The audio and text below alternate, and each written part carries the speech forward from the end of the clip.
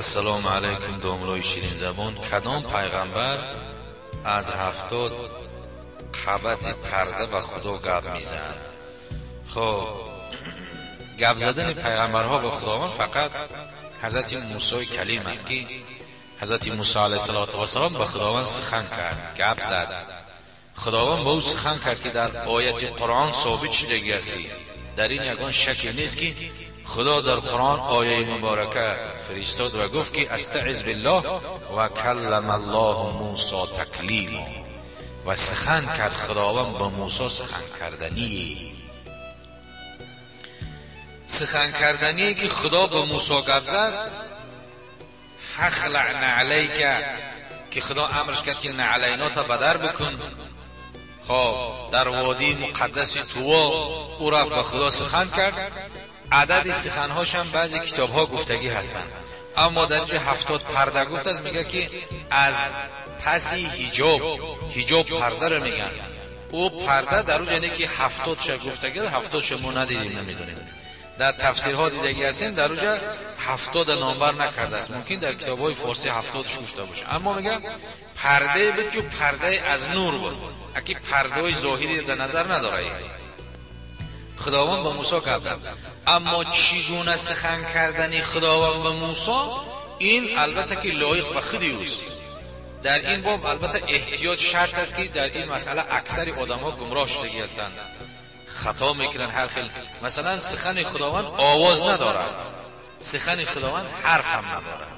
قول او را لحن نی، آواز نی. سخن خداوند آواز نداره، حرف هم نداره.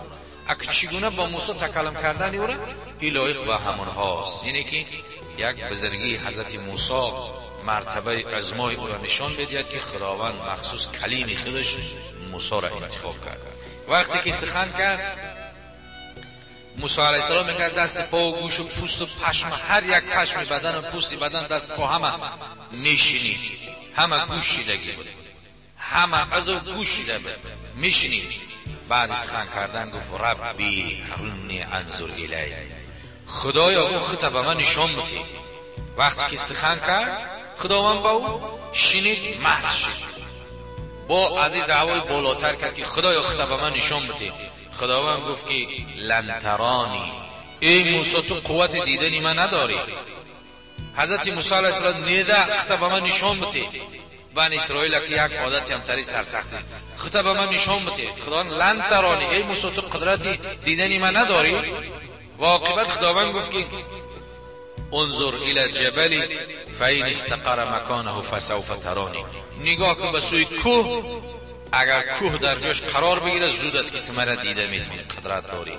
اما کوه وقتی که تجلی الهی یک ذره به کوه رسید، کوه آب شده به زمین رفت. موسی و خر موسی صعیقا، موسی بهشت نمیته به پشت در زمین زد.